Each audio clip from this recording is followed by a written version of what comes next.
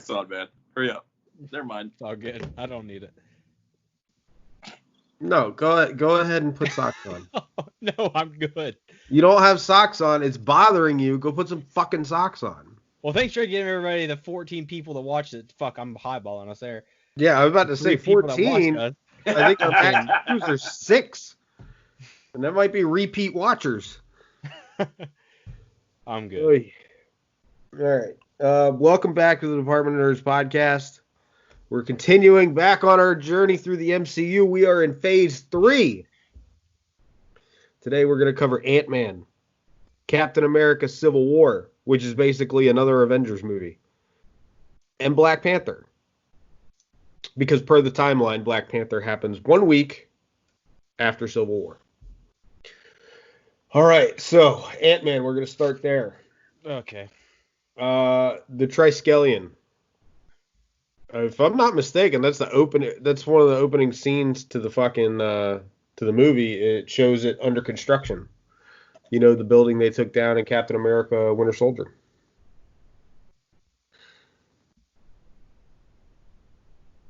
You don't remember that? No, I don't.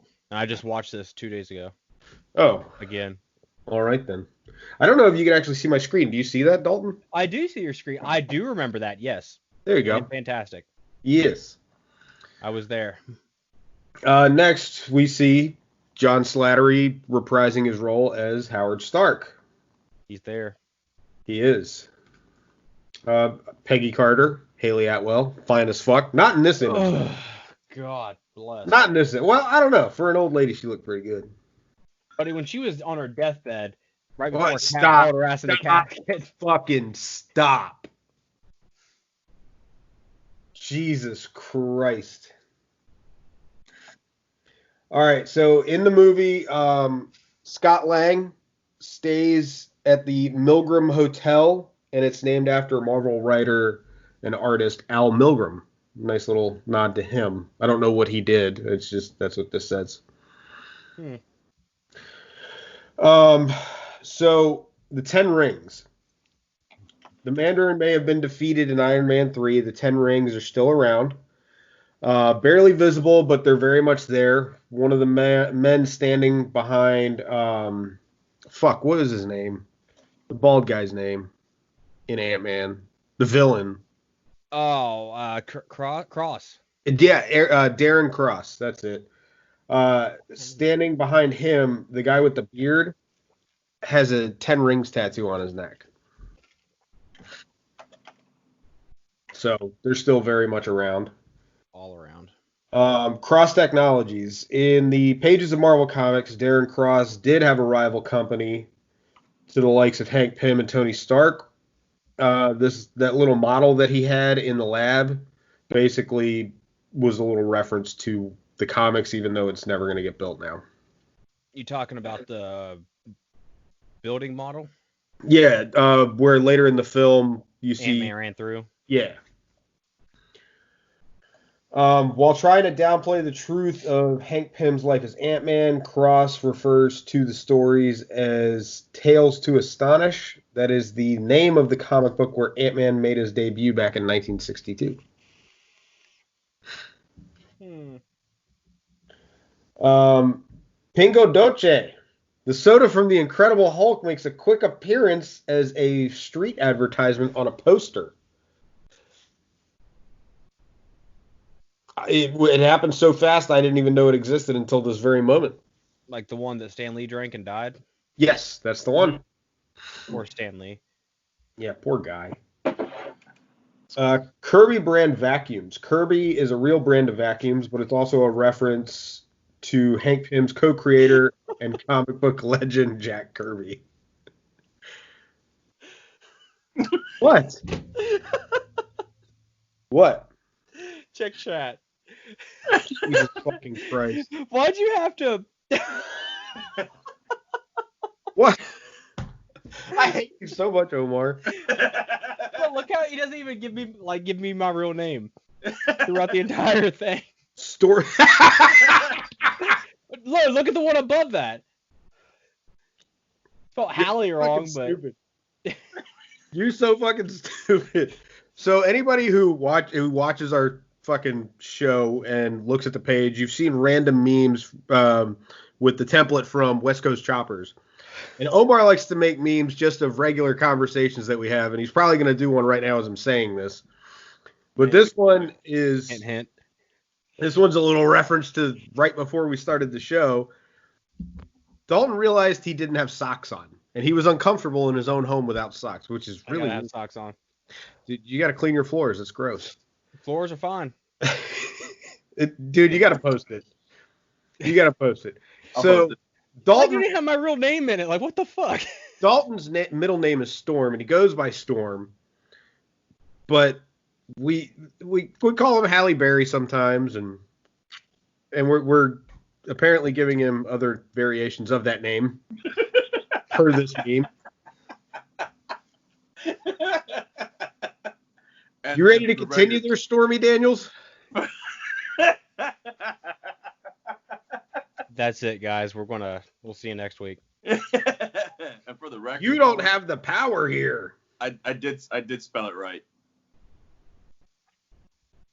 Go ahead, look it up.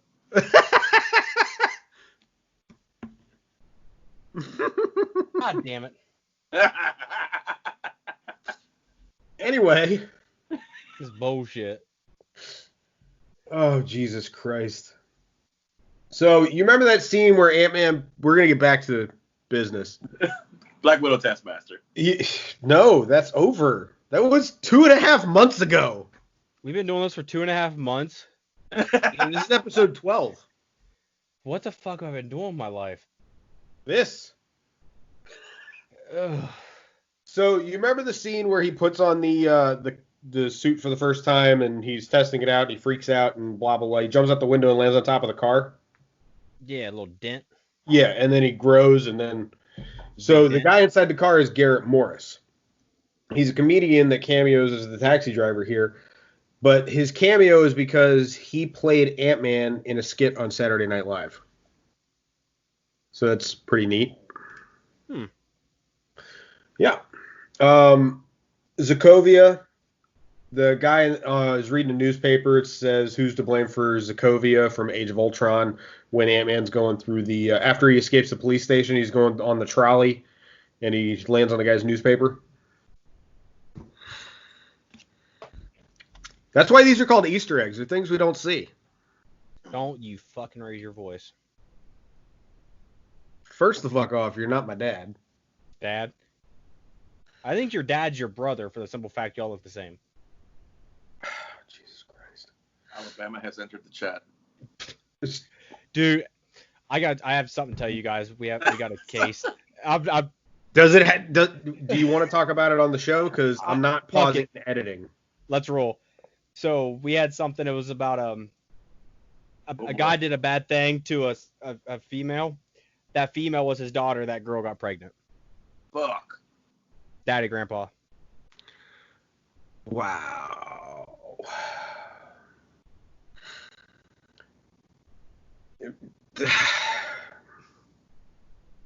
Well, that's a good show, gents. All right. That's it. We'll see you sometime whenever we feel comfortable coming back. Jesus, man. I don't even know how to get back into this. Easy. You just go directly back into it. Fuck the segue. Okay, cool. No. So, It's like jumping into a cold pool. Back to Ant-Man.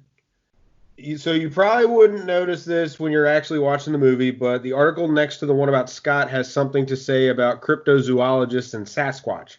That's a double Easter egg, since the production code name for Ant-Man was Bigfoot. Ah. I did not So know that's that. pretty neat. I Then honestly didn't even know they had code names. I did know they had code names. I just don't know what they are and how they picked them. I really want to know now.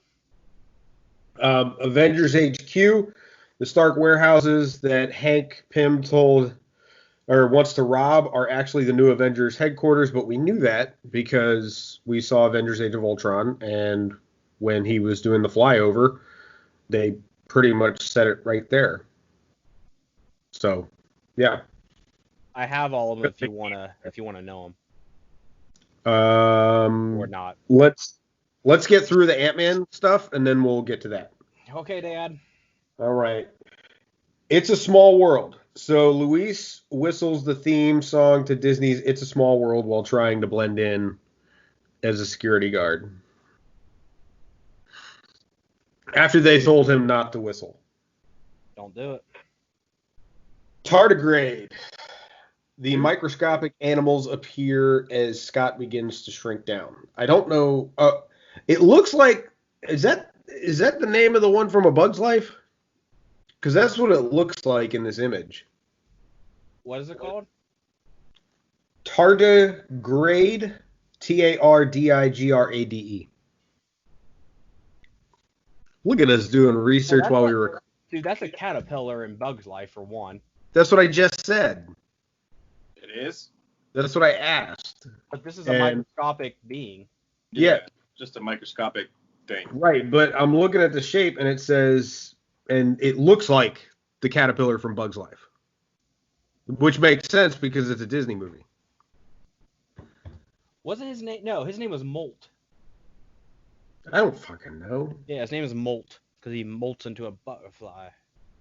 We know that Janet was lost in the quantum realm and she can briefly be seen in the film for just a few frames, which we all saw that because it was just like random flashes. Yeah.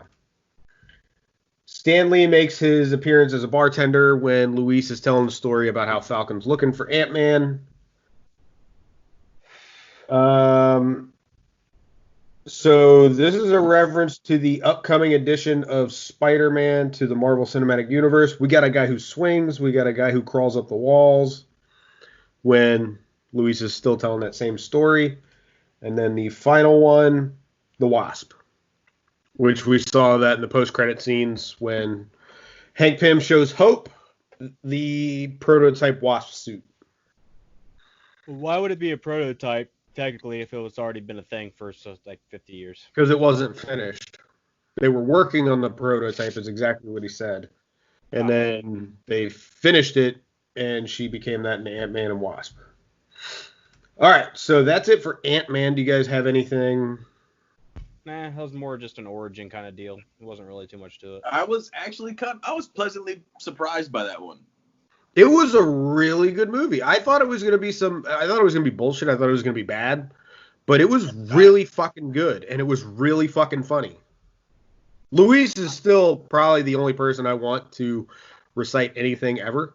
The whole thing. 2020. Yeah, like, I want him to talk about 2020. I like the second one better. That's just me, maybe because there's more of a story and whatnot than focus on building them up. I mean, you could say that about everything in Phase 1. It was all just origins. Everything in Phase 2 was, it was more story-based. But, all right, you have the code names for the movies. C. Senor. Let's go. Iron Man 2. I don't think it has Iron Man, but anyways, Iron Man 2, it has, Jesus Christ, 5 of them. Rasputin, Murphy's Law, only 3, and The Adventures of Angus MacDonald. Okay? What? Dead serious. Thor was Manhattan. Captain America was Frostbite. The Avengers, Group Hug and Team Building. Iron Man 3.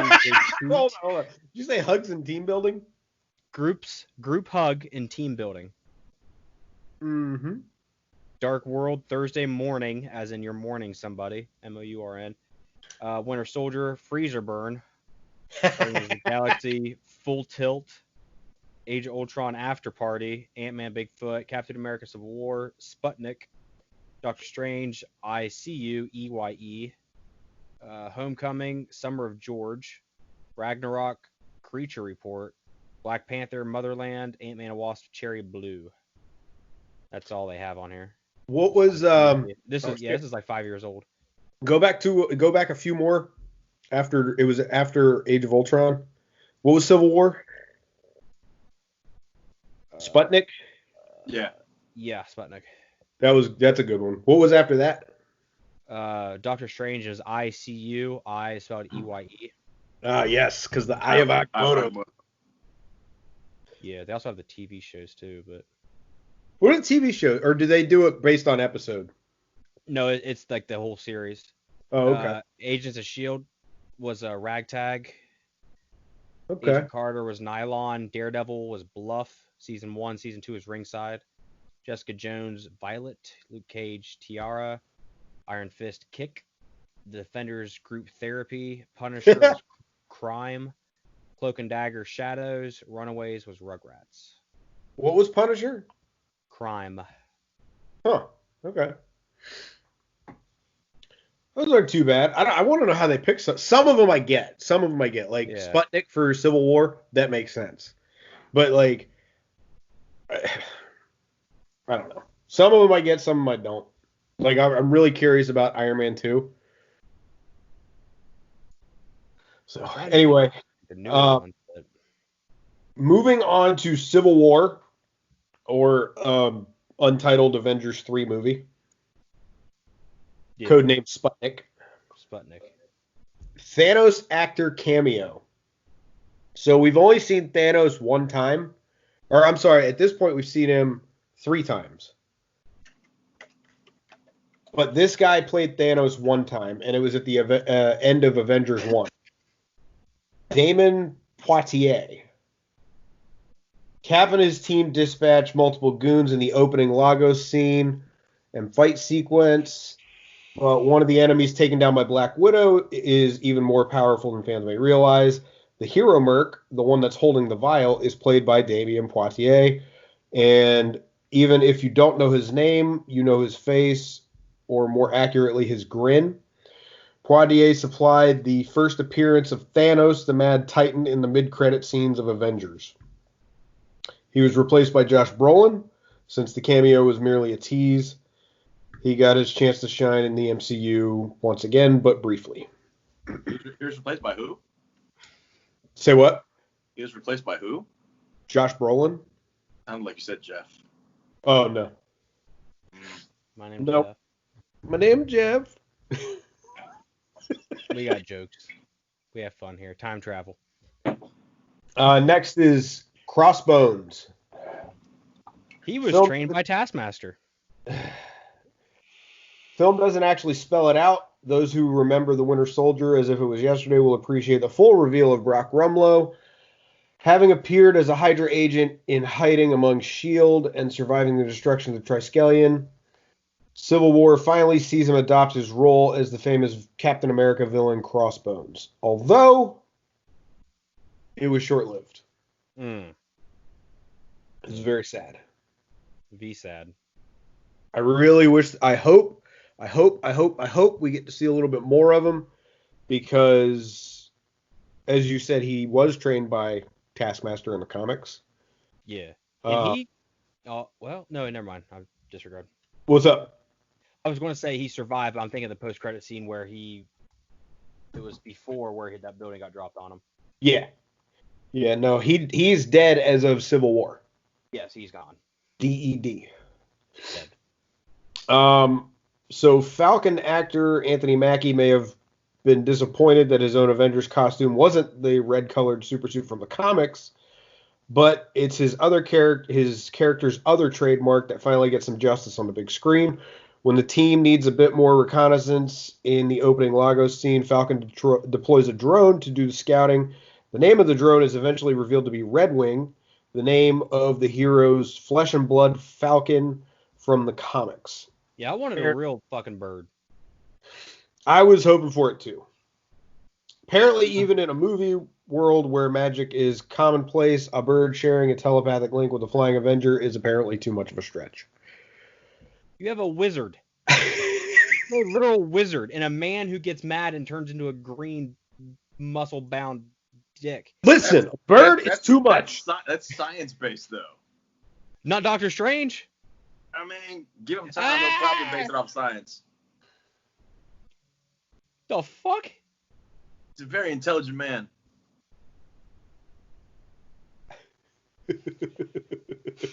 Even Thor says science and magic are one. Thor! But even magic. He refers to it as science. That's his science. Magic is his science. It's fucking magic to us. Magic is just science we don't understand yet.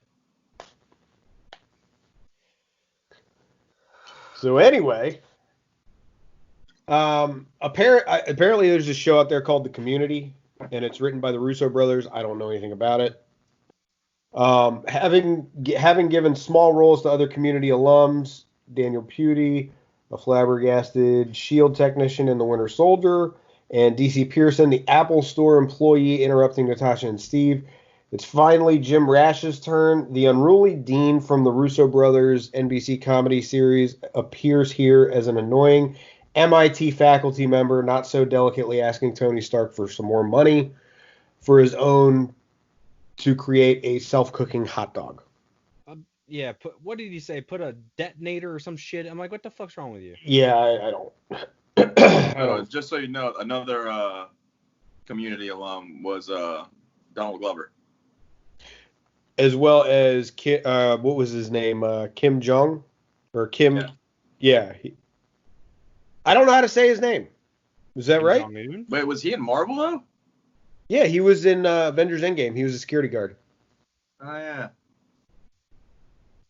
He was a security guard when Ant-Man got freed from the quantum realm. He actually used to be a doctor, by the way. Yes, I did know that. Practicing doctor. Yep. Oh, Ken Jeong. Him, yeah. Hangover guy. Yeah. Did you die though? Double duty in the MCU.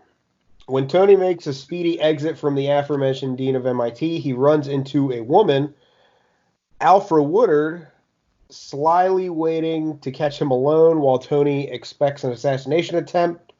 He gets a guilt trip instead, as the woman, Miriam, works for the State Department. What? Nothing. Go ahead. And had a son who was killed in Sokovia during the Ultron climax. What? Shut the fuck up. Y'all need to stay out of the chat while we're doing the fucking show. No, it makes it funny. So anyway, the double duty that's the same actress who played Cottonmouth's sister in Luke Cage. Ah, okay. Let's see. So Miriam Sharp. There's also a hidden meaning in her character's name, and although it's not spoken aloud, the credits confirm that she is the woman named Miriam. Almost certainly a reference to Miriam Sharp, one of the most outspoken supporters of the Superhero Registration Act from the Civil War comic arc. Sharp lashes out at... Huh? Sounds like a bitch.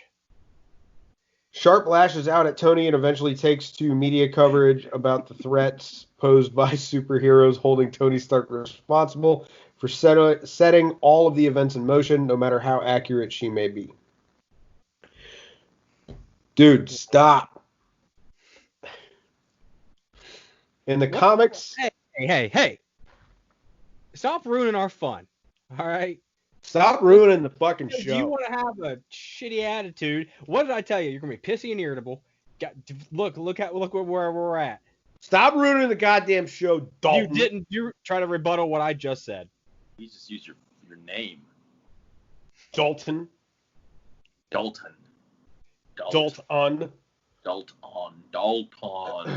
In the comics, it's her small child killed in the inciting incident, not a grown son like the Miriam of the film.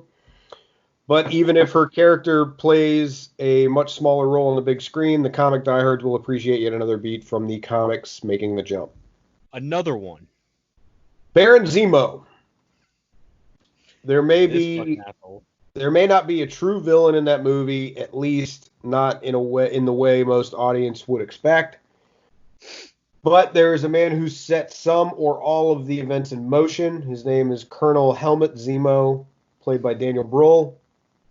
And although the name will ring a ton of bells for Marvel fans as yet another cat villain, the version here has little, if anything, in common with the famous Baron Zemo. However, his name Helmut is likely a nod to the Zemo closely tied to Loki in the Thor series of Marvel's Ultimates universe. Of course, there's always time for Helmut Zemo to become Baron Zemo down the line, which, if I'm not mistaken, that's what he's going to be in Falcon and the Winter Soldier, because he's supposed to play a big, big part in that show. He's affiliated with Thunderbolts? He is not. But how did he get out of his glass box? That is to be determined, although he is supposed to be released to help Bucky and Falcon go on a specific mission as they are opposing the Thunderbolts. That doesn't make any sense. Nothing makes sense. Like Doctor Strange. Yep. Mm-hmm. Colonel What? Yep. Okay. Colonel Vasily Karpov. Thanks to a flashback sequence, fans get to see a man who helped mold Bucky Barnes into the Winter Soldier, not once, but twice. Two of them. Vasily Karpov is the Soviet officer who oversees the Hydra program, just as he was in the comics. Here, he meets his end at the hands of Zemo, but in the comics, he actually lived out his life using the brainwashed Bucky as his personal bodyguard. Why? Because he's been embarrassed in front of his troops by Cap during World War II and loved seeing his former sidekick turned into a lapdog. Oh, and in case the actor looked familiar, he had a brush with Marvel already, playing a soldier aboard the Soviet vessel during the climax of X-Men First Class. That was a while ago. Yes, it was. So this is just the Spider-Man Homecoming reference, but one of the words that's mentioned a couple of times is homecoming in Russian. Oh, that's one of the code words. Yeah, it is. Yeah, the words Phrase. the words 1, 9, and 17 may be allusions to the year Bucky was born. The word freight car meant to conjure the location of death. Homecoming, obviously, for Spider-Man Homecoming. But that's not what it was, but it's just like a subtle, hey, this is going to be a title of a movie. Next, Vision's new look. One guaranteed laugh in the theater is the entrance of Vision, taking a unique approach to feeling a bit more casual while not fighting crime, but relaxing in the new Avengers compound. He's still got some learning to do when it comes to using doors, but his fashion is on point, trying to blend in the world in the worst way possible, sporting attire pulled straight from the 1940s. Costume designer spent plenty of time trying to figure out what an android would consider everyday clothing, but in the end went with the fashion used when a similar story was being told in the pages of Marvel Comics. The shirts, sweaters, and yes, ascots harken back to Vision's comic exploits, and his love of chess is also translated since a game board is placed prominently when Tony first arrives to unveil the Sokovia Accords. Motherfucker, you're red. You're not going to fit in. That's what's funny about it. Ha ha. He is clearly not a human, and he's wearing people clothes. But he's evolving. Not yet, he's not. Kind You of. don't know that. As yet another remnant of a more wide-sweeping legislation that drove the events of the Civil War comics, there is at least some lip service paid to the original Superhuman Registration Act put forward to end anonymous superheroics.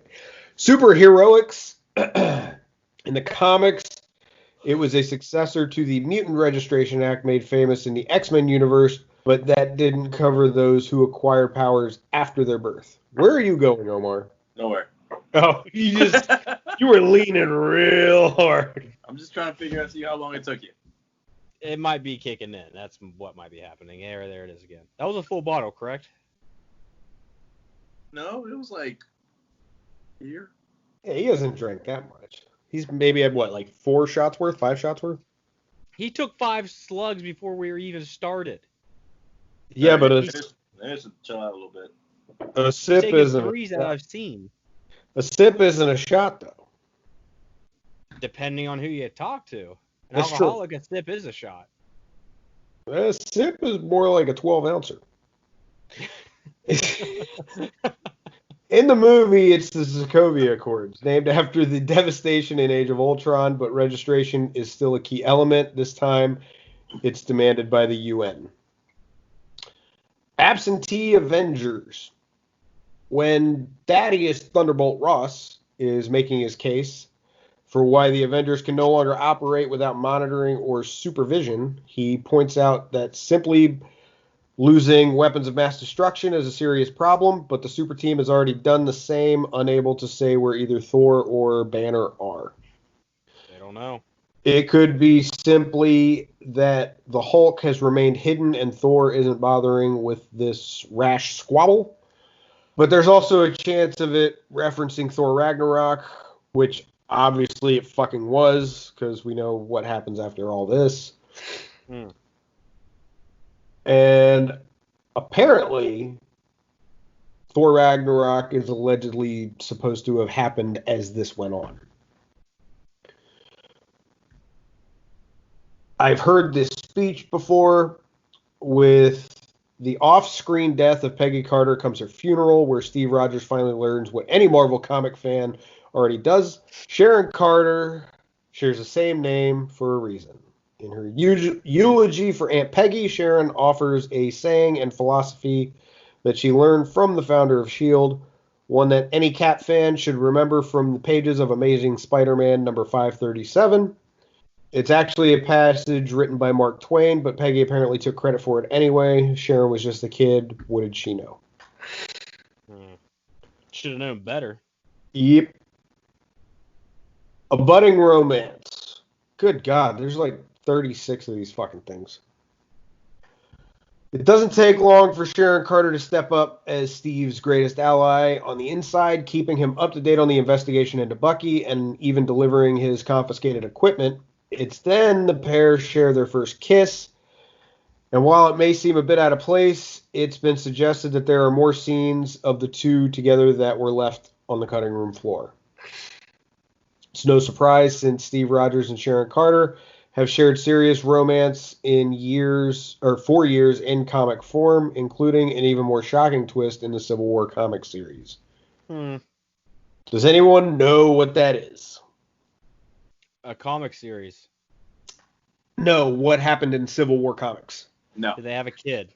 No. So what happens in the Civil War comics is Red Skull hires Crossbones to assassinate Captain America after he is arrested and he's on the courthouse steps. They shoot and he goes down, but he's still alive. Sharon Carter has her gun drawn and ends up shooting Cap in the stomach, to which he dies from. Because it happened so fast, it was accidental. It was a negligent discharge. That's what the comic says. So Negligent and premature discharge. I see what you did there. All right, Okay. number 20. Next. And I'm the bad one. What? What? I'm asking what's up with your fucking face. You had a look of disgust and disdain.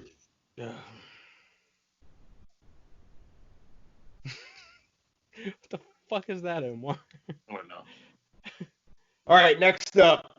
When the audience actually catches up to Bucky Barnes, minus the surveillance footage that wasn't really him, he's living in secret in Bucharest, just trying to keep anyone from recognizing him, given his very public role in The Winter Soldier.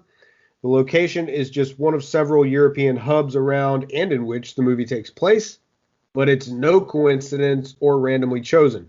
Actor Sebastian Stan was born in Romania before coming to America, so the directors offered him a chance to return home, even if it was just for the movie. That's pretty neat. I did not know that. Bast and Sekhmet. I don't know what the fuck that says. After King T'Chaka has been killed, his son informs Black Widow that the Wakandan idea of the afterlife is a unique one. Lost souls are greeted by Bast and Sekhmet and set free into a vast green plain where they can run as they please. For those who don't know who the figures being referenced, they actually go all the way back to ancient Egypt, with Bast, a cat goddess, and Sekhmet, her parallel lioness goddess. Okay.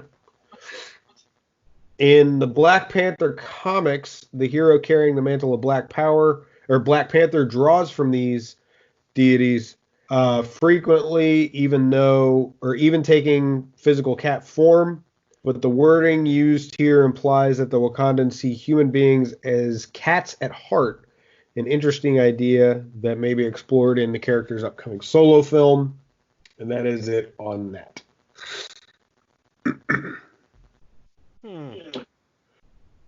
The Dora Milaje, I don't know how to say some of these words because I've never heard them before. Uncultured. Give it a shot. I don't know where the word is. Up your fucking ass, that's where.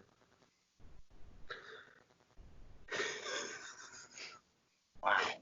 When King T'Challa is released from custody, Black Widow is waiting to meet him, a fact that doesn't go over very well with a woman accompanying the African ruler. Fans of the comics will recognize the unnamed female as most likely a member of the Dora Milaje, the personal bodyguards of the Wakandan king.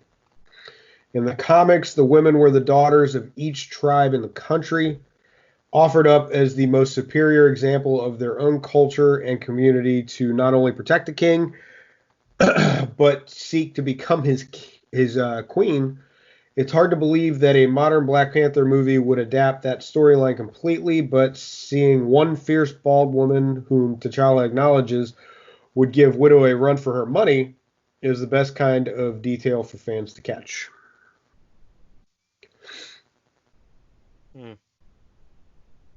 So it's Why why would they frown upon that? Like, because I mean, they're making a live-action Mulan with literally the same thing. Take my daughter. I don't know. This is from Screen Rant, so they wrote what they wrote. D23. We all know that's another name for the Disney Plus whole deal.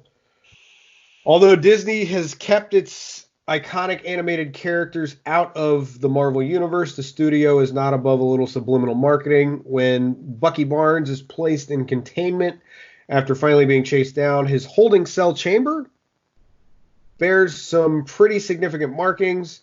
Specifically, the chamber is apparently taken from deck 23 with a D, and 23 placed prominently on the side facing the camera for most of the scene. Casual fans may not recognize the overt reference to Disney's annual D23 event, in which the studio's upcoming films are unveiled and detailed, but those who have stood in line to be part of the celebration certainly will.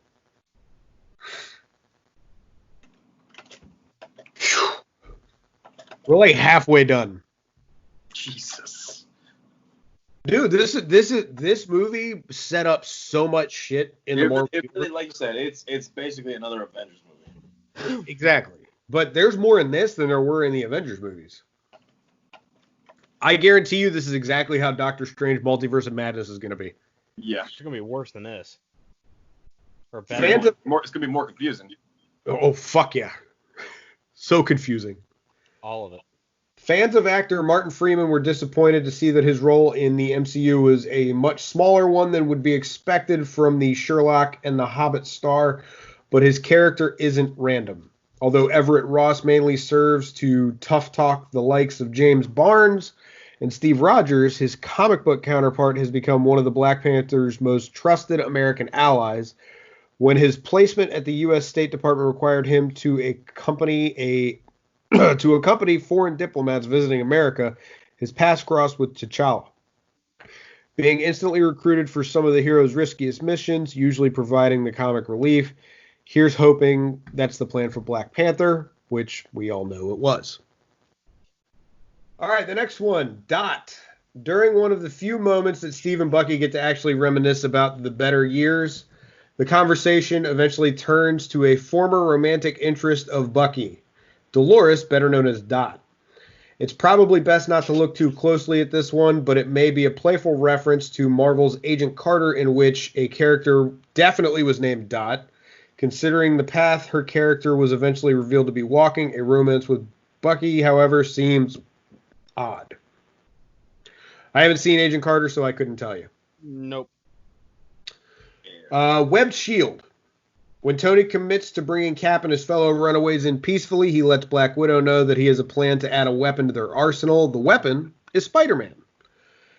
And while Tony's reasons for feeling the boy would be vital in the fight aren't entirely clear, he does prove effective at webbing up Cap and his vibranium shield throughout the fight. After Spidey got his own upgraded suit from Tony Stark in the Civil War comic, he also used his Spidey sense and web shooters to keep Cap's shield from him. But just like in the movie, his edge evaporated relatively quickly. Arrested Development shared universe. Okay, I don't know what's going to happen here, so just bear with it. Okay.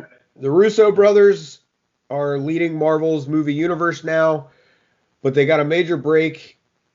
They got a major break into the TV industry with their work in the Fox series Arrested Development. The pair were recruited to direct the pilot episode of the series, setting the tone of the show's offbeat comedy and family dynamics, winning an Emmy for their work on the episode. The Bluth family may be a far cry from Marvel heroes, but their one-of-a-kind vehicle can be spotted during the movie's airport fight sequence. Keep your eyes peeled in the background when Ant-Man shows up with a miniature truck for ammunition, and you'll spot the unmistakable paint job easily. I think I read I don't know about what car that. that is. I don't watch that. I saw the show. I saw a couple seasons of the show. The original couple seasons were great, but when they brought it back to finish it off, it was just not good. Okay, so Catching a Ride. This is right out of the fucking comics.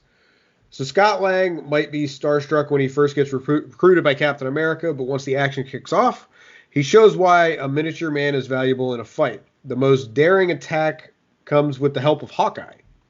Yeah. Scott Lang is sent towards Iron Man on the tip of an arrow. It's a clever way to get a man inside the armor wreaking havoc, and it's a tactic taken right from the cover of Avengers 223. The costumes and fights might be a little bit different from comic to screen, but you can't dispute the claim made on the issue's cover: when Ant-Man and Hawkeye join forces, somebody's going to get it. Giant Man, this is obviously a reference to when Ant-Man grew to 65 feet, I think it was. Mm-hmm. So he got really big, as he continuously said throughout the movies he's been in. It happens again in Ant-Man and Wasp, and then obviously again in Avengers Endgame. Directors on set. Not long after Tony winds up on the losing end at the on the losing end of the airport battle, for Rhodey anyway, he gets some crucial information from Friday that the power blackout and rampage of Bucky was no accident. Okay, now I fucking get it. All right. I thought he looked familiar. Since the psychiatrist who was supposed to report was found dead in a bathtub. The real doctor, Theo Broussard, was impersonated by Zemo, but the photos and footage of Broussard are actually of Joe Russo. I thought he looked familiar. I never realized that was him. I think we've already went over this. His Girl Friday. Yep. We did that in Avengers Age of Ultron. Mm-hmm. So I'm going to skip that one. Yeah. Skip it. Oh, okay. So they did make a reference to Pepper. When asking the AI if the AI has run facial recognition on Zemo, she replies, "What do I look like?" And he says, "I'm picturing a redhead," which is, he's thinking of Pepper. Pepper. Yep. The Raft. What superhero adventure is complete without a prison for the superhuman? Sadly, once Cap's new Avengers get taken down following the airport battle, they go to an underwater facility known as the Raft, up close and personal. It's a very different prison, which played a serious role in the comic book version of Civil War. Specifically, Negative Zone Prison Alpha, housed in an alien universe, but there is a version of the Raft seen in the pages of Marvel Comics, even if it's just an island near Rikers Island, not a hidden facility in what looks like in the middle of the ocean. like in the movie. The Futurist. When the former Avengers have been imprisoned on the raft, Tony Stark's visit is greeted with a mock applause from Clint, alerting his fellow cellmates that the Futurist has arrived. Clint is taking a clear shot at Stark's ego, claimed knowledge of where the future is headed, and seeing what outcomes are most likely, since things haven't started going much worse than he imagined. It also happens to be the title of Robert Downey Jr.'s musical album released in 2004. Wow, I did not know that. Just saw that. The next one, hey, Manchurian Candidate. Less of an Easter egg and more of an explanation here. When Tony and Steve have established the truce at the Siberian Hydra facility, their friendly conversation is a bit hard to carry with Bucky's gun trained on Stark throughout. The former enemy brushes off Bucky's suspicions by telling him he can put down the gun and referring to him as Manchurian Candidate. The reference may be lost on young audiences, but it's a nod to the film and novel of the same name, in which yet another unsuspecting man is brainwashed into becoming an assassin as part of a communist conspiracy. I'm going to gloss over this one. I could do this all day. We know that's a big Cap line. First said in the fucking first Captain America, and it's said again here. Familiar image, just like right out of the pages of the Civil War comics, when Iron Man's shooting his blasters at Cap's shield when they're fighting at the Hydra base. It's an image they lifted right out of the comics. They did it in slow motion. It was pretty dope. Another Empire Strikes Back reference. Bucky loses his arm. Gets that motherfucker blown off. Yeah, he does. A Plus- learning computer. Plus, Spider-Man makes the reference. Yes, he did. Let's see. A learning computer. So basically, his new AI, Friday, can analyze fight patterns and fight back. Let's see. Stanley's cameo. Tony Stank, the FedEx delivery guy. And then you get a glimpse of Wakanda. Basically setting up for Black Panther. And then at the very end, in the post-credit scenes, you get the Spidey signal from the little wrist operating thing that Tony gives to Peter Parker. Peter. And that is it for Captain America Civil War. One more. Now we've got Black Panther. And there are 21 Easter eggs. You guys have anything to contribute on? Yes. Go all for you it. have is 21. That's all this one has. So All right, apparently good. there was a more subtle nod to a dark moment for Hank Pym, and he hit his wife, the Wasp, in the comics. What in which movie? No, it's in Civil War. There's a reference to it, and it's a little when Scott Lang tells Black Widow he doesn't hit girls. Oh, wow. I did not know that. Interesting. What were you saying there, Storm? Nothing. Daniels? Nothing.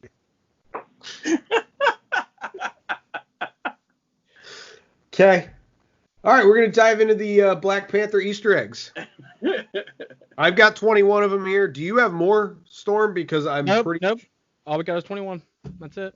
If you have more, I'm genuinely asking. Go to Screen Rant. There's 30. All right. Well, I'm on BuzzFeed. How about you go through your list? Go for it, Stormy. Yeah, you go for it. Why do I always have to be the one that fucking talks? Yeah. Oh, my mic's muted. Look at that. Wow, his video might disappear too.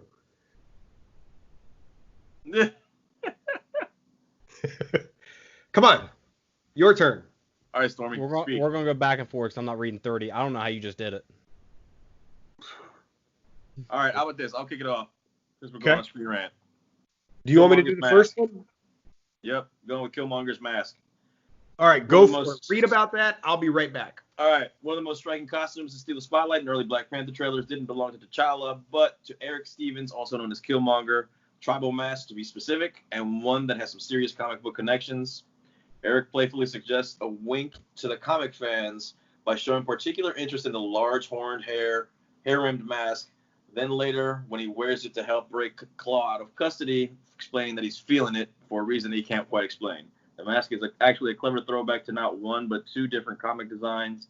The first, and perhaps most obvious, is the design for the demon Mephisto in Christopher Priest's well-known run on the Black Panther comic. True to the movie's story, though, it also resembles the mask Eric wore in his battle with T'Challa beginning in Black Panther number 37. Yowza. Look at the time. You got back right in time. Yeah. So the one that I've got right here is my first one, is the final battle of Black Panther takes place on a literal underground railroad. Ah! All right. Yep. I really don't think I need to go into any more detail than that. Nope. Can we? Nothing bad, promise. But the Underground Railroad was an actual railroad. I get the reference, but like, come on. You know what I mean? I don't know where you're going with that. Yeah, we know that. Like, it's. Yeah. Yes. We know. But they're doing it in the movie too. Is what they're throwing it back to, because of what basically this movie is symbolizing. Yeah, I know. Okay. So, All right.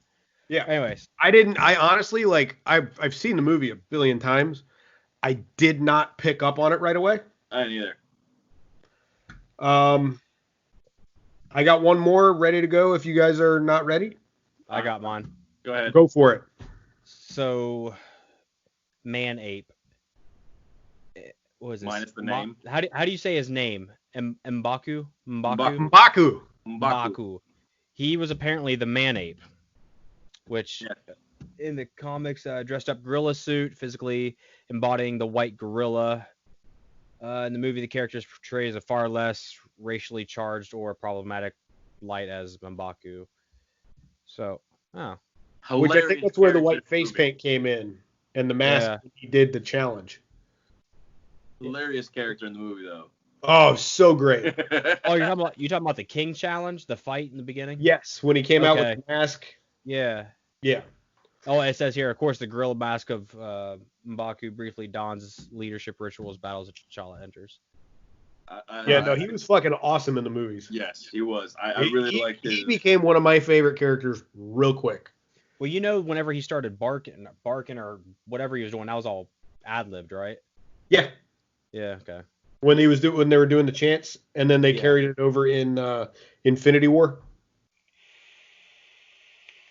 Not the chants. Whenever the family and the CIA agent goes up to the mountain to say, okay. And the white man's talking, so he should, that was all. He cannot speak. Mm-hmm. I like the vegetarian comment. That I was thinking about. I was trying to remember the line. That was funny. All right, you're up, Omar. Stanley's cameo. Blah blah blah. New movie calls for a new cameo, and after Guardians revealed Stanley's role in the MCU, his Black Panther appearance confirms the Wakandan King is still on the Watchers' radar. What was his cameo in this movie? He shows up Casino before the chase, yeah. Oh, that's right. Because he can't be in Wakanda.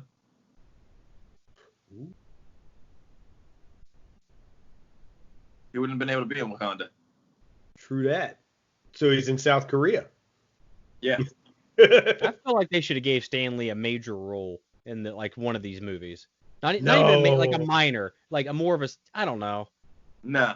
This was always his thing. I'm aware, but. So my next one is Black Panther reminding everybody of the Lion King. It definitely did.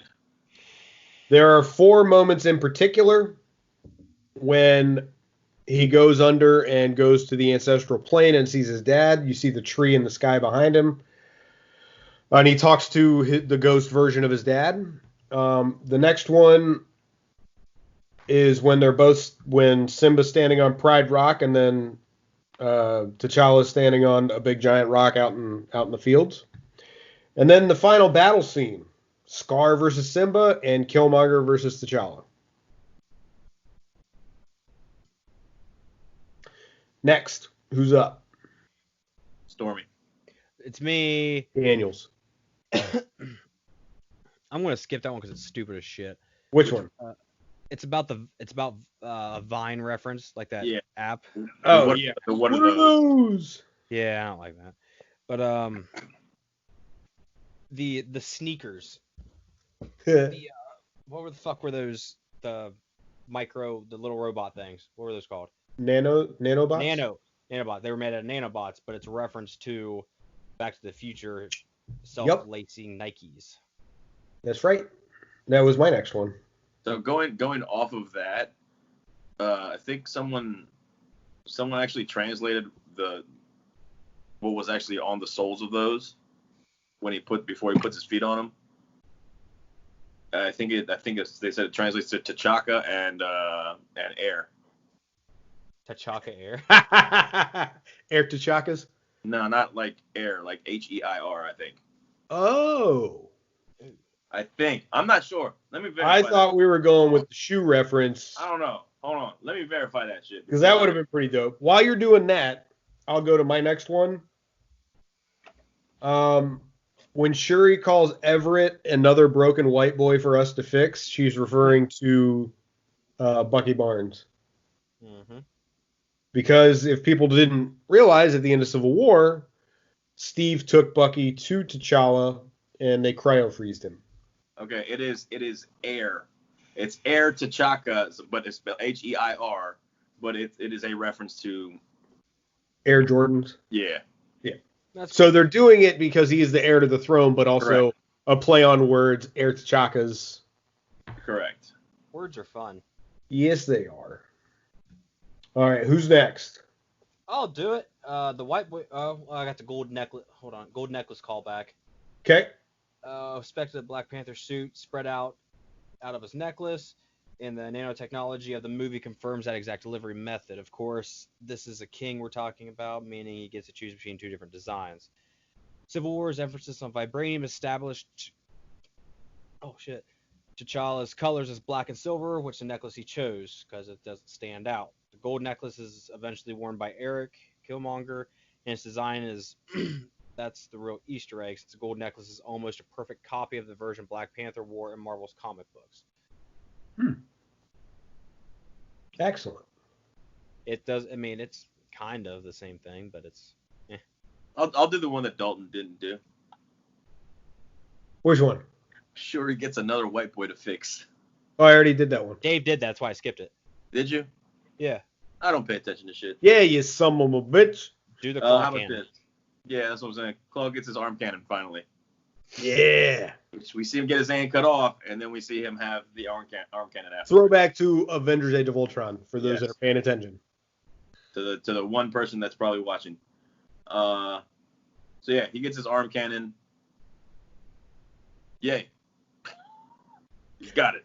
Next one, in the second post-credit sequence of Black Panther, when the children call Bucky Barnes the White Wolf, this is a reference to T'Challa's adopted brother in the comics.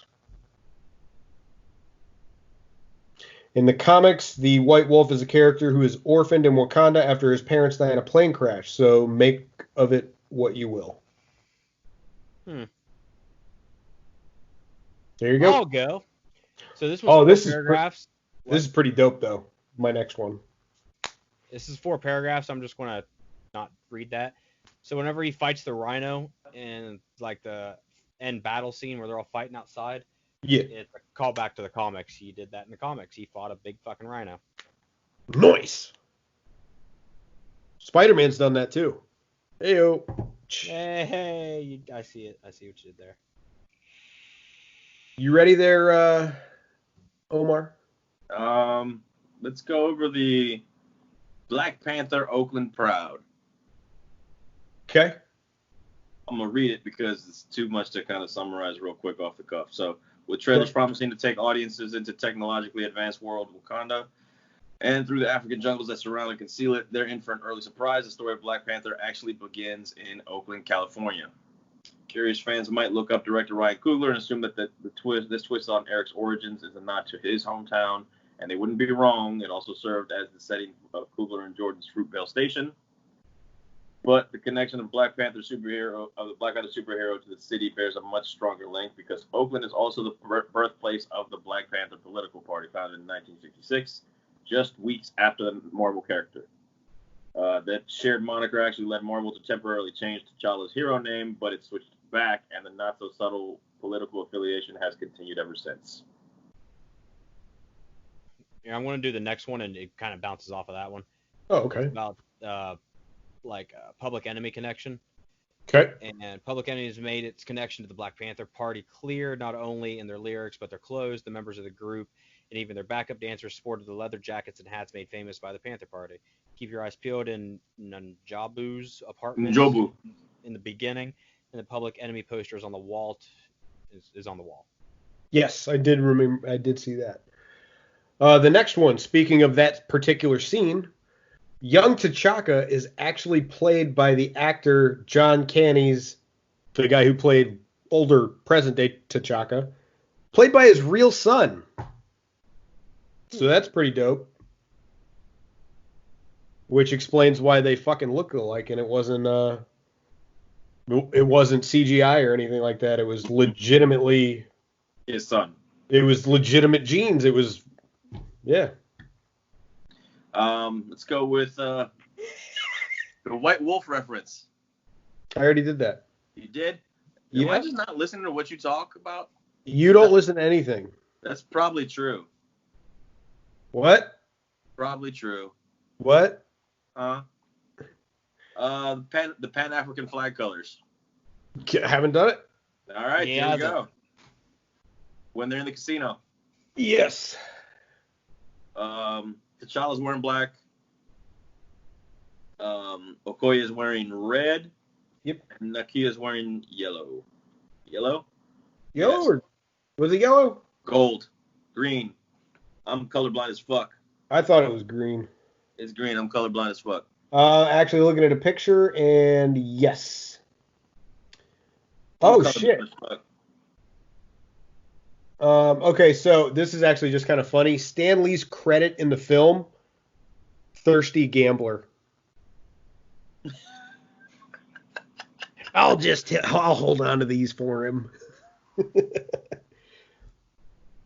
And apparently, Ryan Coogler explained that James Bond actually had a pretty strong influence on the film. I think we've talked about that, haven't we? I don't know. It may have been off show, but I want to say that's been a thing for something anyways. But for example, Shuri is like Q. The casino was reminiscent of Skyfall's casino. I don't remember there being a casino in Skyfall. Komodo dragons. Ah, yes, you are correct. And Everett is the classic CIA buddy operative. I got one. What's up? Once again, 4 paragraphs, not reading it. But Killmonger's suit, or his battle outfit, or whatever you want to call it, is very close to Vegeta in Dragon Balls. Oh, yep. shit. Vegeta's I just saw that. Yeah. And nearly identical. He's actually Michael B. Jordan's a big anime fan. Is he? Mm-hmm. Yeah. Yep. That and also Vegeta's a Saiyan royalty, so. I don't watch Dragon Ball, so I don't know. Just like Killmonger's royalty. I gotta do the next. I'm doing another one. Oh yeah, I know which one you're doing too. Yeah, you do. Yes, I do. Shuri's hair is a princess throwback to because she has it like on buns on top of her head. Yeah. But it's close enough to be Leia's hair in episode 456. And Rogue One, if you watch that. Fuck that. That was actually a really fucking fantastic movie. It actually was really good. It was good so you understood shit, but at the same time, the only lightsaber you saw was Darth Vader's. But granted, it was a fucking awesome 42 seconds. But Granted, The I whole would've movie seen, was like, fucking great. I don't know. I'm not.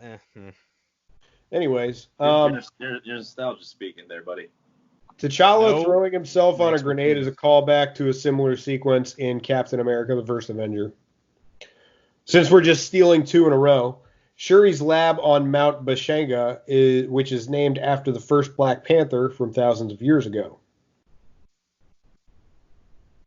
I did not know that.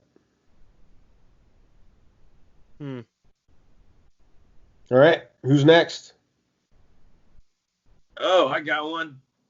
Oh, No, wait, that's not this one. That's another one. I got another one, and it's actually pretty cool. I didn't even realize it. Well, go ahead, Dave. Since you want to complain about me going 2 in a row, why don't you do 2 in a row? Wow, now who's really fucking irritable and upset? No, yes, I do have one actually. Go for it, Omar. We are. Let's see the fucking. I don't want to feel like I'm overstepping. Hold on. The jack is kicking in because I forgot for a second what movie we're actually talking about. Oh, cool. That happens all the time. Oh, boy. Have some more. Time travel.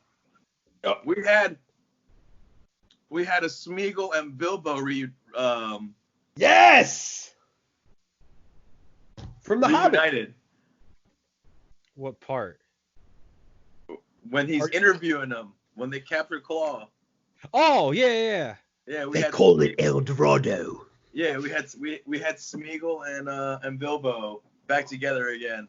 Don't hurt me no more. What is love? Beautiful singer. He was so fucking great as Ulysses Claw. I hope he I hope he resurges after Multiverse of Madness because he is so good in that role. And that character needs to be a fucking just a villain for a while. I got one. Go for it.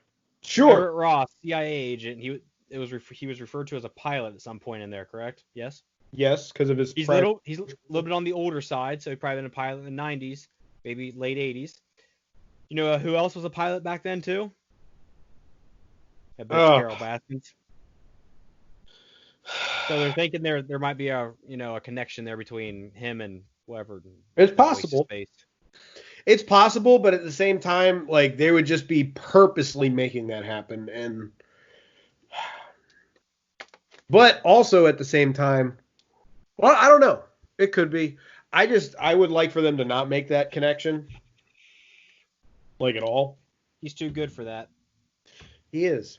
So the next one, T'Challa's fight with M'Baku, the challenge fight, took place at dawn, symbolizing a new beginning, while his fight with Killmonger happened at sunset, symbolizing his downfall. Yes. That's some deep shit. Also, Killmonger throwing T'Challa off the waterfall is straight from the comic books. Yep. How about the Human Torch reference, though? Not reference, but you have 2 Human Torches now in the real MCU. What reference? It wasn't a reference. It's just that Cap. Oh, yeah. Well, I mean, they were both. Yeah. Everybody fucking knew that. I'm just throwing it out there. Oh, here's a cool one.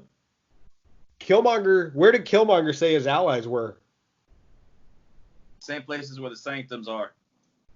London, New York, and Hong Kong. Same cities as Doctor Strange's Sanctums. But Doctor Strange hasn't happened yet. It has not. It's gonna happen like. Oh yeah, here's that one about the buns in the hairdo. The hairs. Yep. But yeah, Doctor Strange is about to happen like in 3 hours as far as this timeline goes. Let's see what else we got. Yep, there's the flag. Donald Glover is mentioned in the end credits because he gave. Oh, Donald Glover is mentioned in the end credits because he gave Ryan Coogler notes on the script. Ah. That's pretty fucking awesome.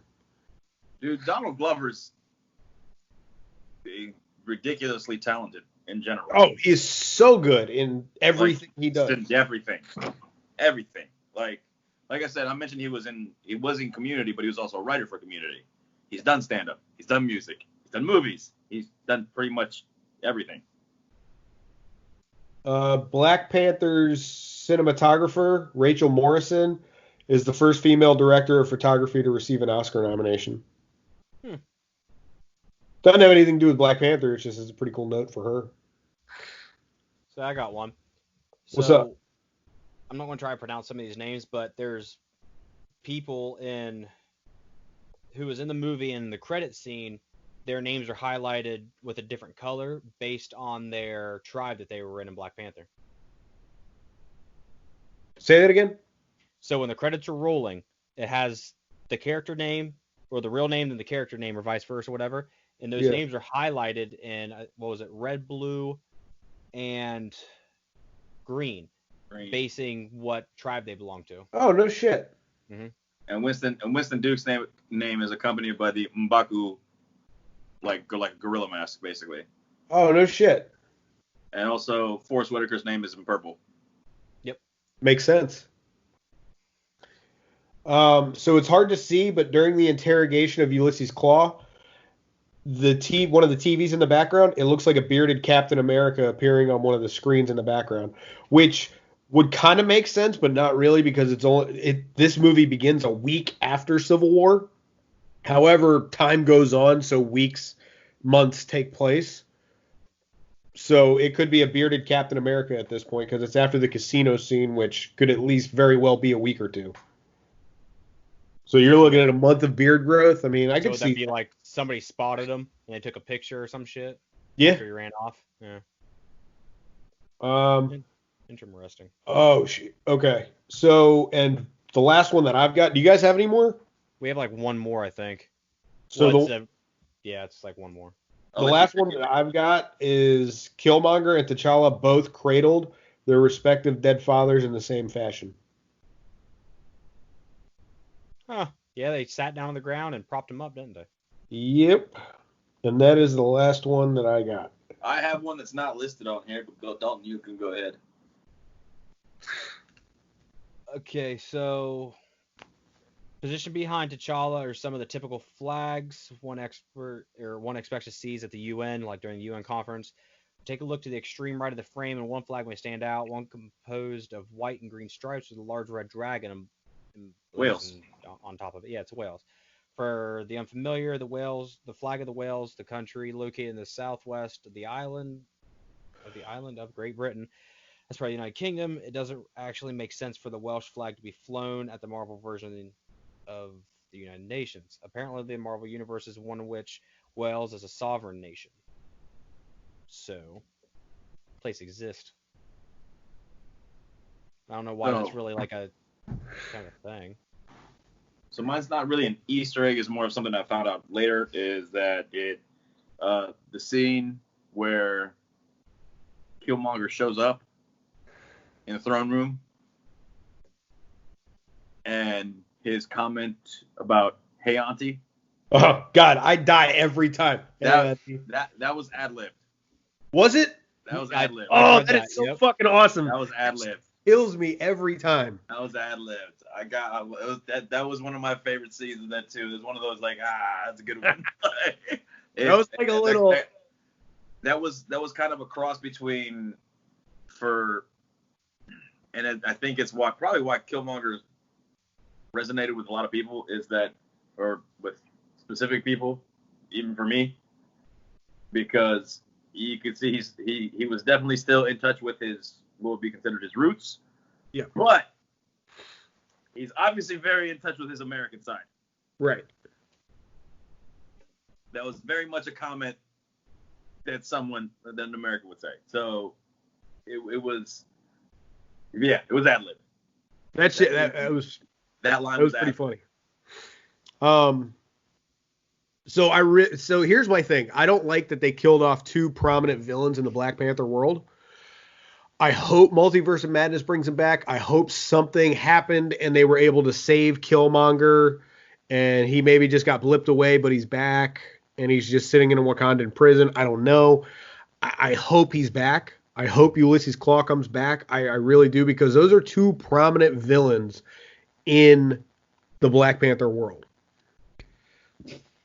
But the future for Black Panther is allegedly Namor, Doctor Doom, Supposed to be a big thing, which after we get done with the MCU, we're going to do a what if episode at some point because there are so many rumors flying around. There are so many ideas and theories that we've talked about, we've shared in our group chat that, some of them sound pretty fucking awesome. Like, Black Panther is supposed to be where Storm is supposed to come into play. That is the idea that Kevin Feige has. Yes. That's where that's where you come into play. Not yet. Well, it's not going to be Halle. I'm sorry, Stormy Daniels.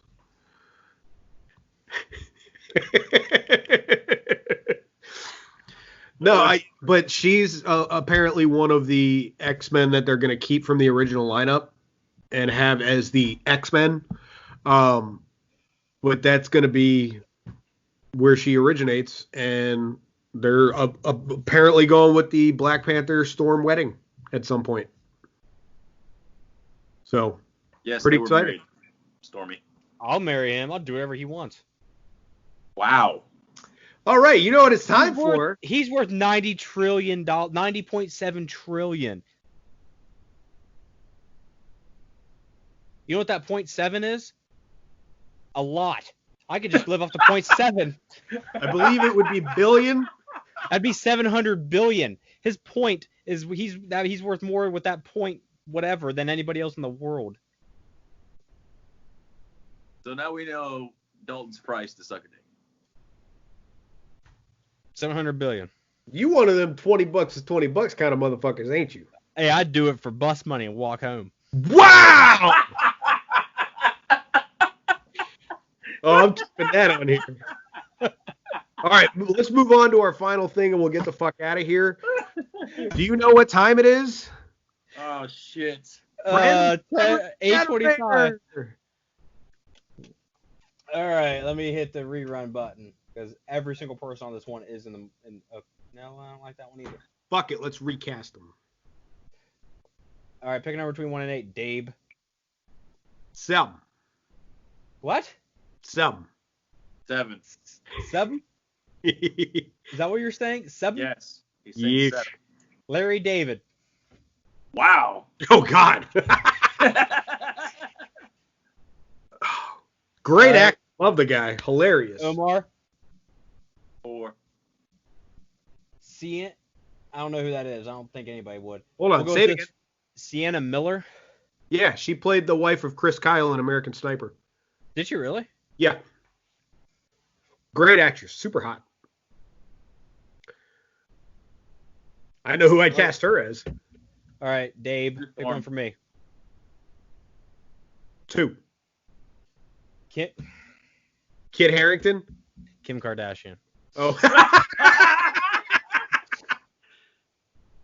Actually, right. no, I know exactly who I'd portray her as. A victim Who's from... Who's the fucking laser sword chick from fucking X-Men? Psylocke? Yeah, her. Yep. Absolutely not. No. Don't be I don't want to give Kim Kardashian any major roles, so fuck her. I wouldn't give her that role either. The citizens of Sokovia.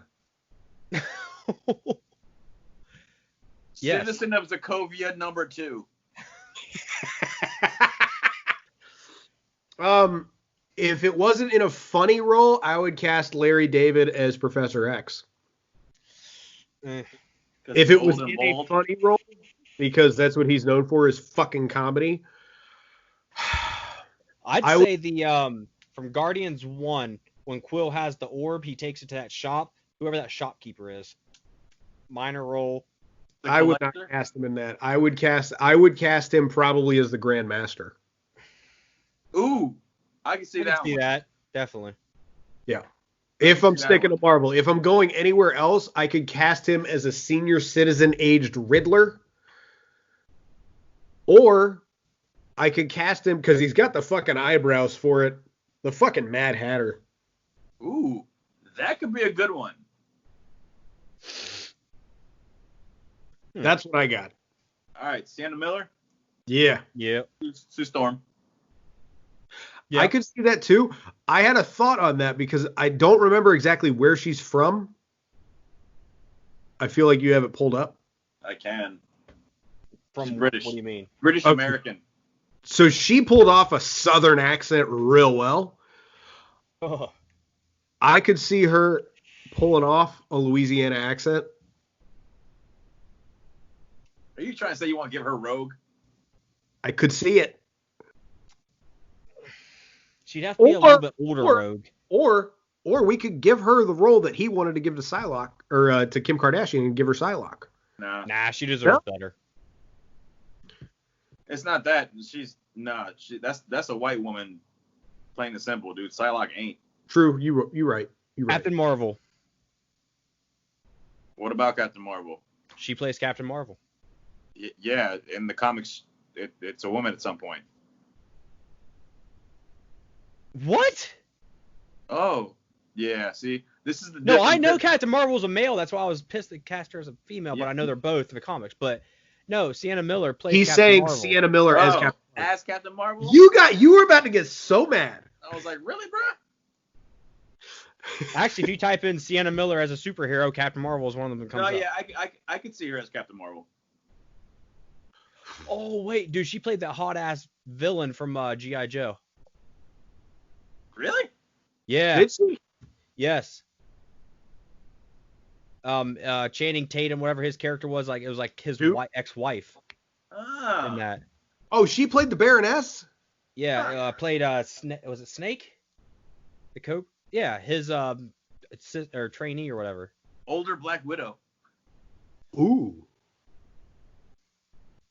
Whenever if they ever do movies like they did Old Man Logan, they're doing Old Man Hawkeye, the comic.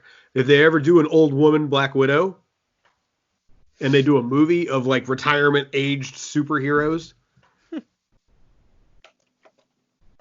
be pretty lit. I could also see her as Copycat, honestly. Oh, Black Cat. Black Cat. Mm-hmm. Black Canary. True that. Huh.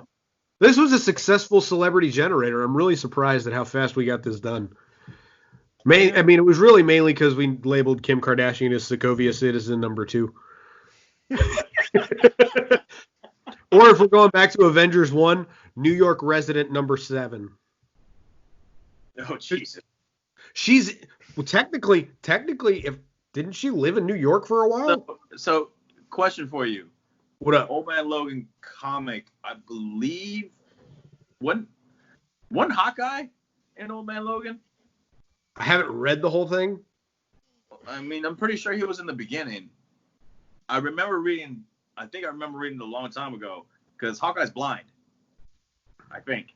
You sure? Because they haven't even, the Old Man Hawkeye comics come out in August. No, yeah, I'm aware of that, but I want to say Hawkeye is in Old Man Logan. Hawkeye was the best part of Old Man Logan. Mark Miller and Steve McNiven's Old Man Logan centered the mutant who is no longer in his prime, meaning Logan. So it stands to reason why it would be the best part of the series. But that doesn't matter shit. Yeah. He's blind in that one. At that point, I think. Yep, because he's in this picture. It's not technically it's more Ronin. He still has the katana and shit. It's called Old Man Hawkeye. That's what he's called. Yep. And he's blind. And he's still fucking stacking bodies and splitting wigs. Yeah. Snapping necks and cashing checks. Yeah. All right. Cool beans. So what else we got? That's all I got. I think that's it. Word to your moms that came to drop bombs. Word to your brother, motherfucker. I'm at the halfway point. Oh, God. Go eat. I will. All right. We'll see you next week with another edition in this MCU pathway we are on. We are almost done. We are almost done with the MCU. That's a lot of fucking movies. There's 23 goddamn movies. Jesus Christ. And we're pretty much, except for the Avengers movies, we're doing 3 an episode. Jesus. All we do is Easter egg. That's the crazy part. Yeah, we're only doing Easter eggs, just in case people miss the shit. We're only doing Easter eggs and random shit where we get completely sidetracked. Oh, totally. All the time. It's awesome. Every day. All right, so we're going to get the fuck out of here. We'll see you next week when we cover Doctor Strange, Spider-Man Homecoming, and That'll be it for that episode. Then the episode after that will be Ant-Man and Wasp and Thor Ragnarok. Yay! All right. Adios. Adios. Bye.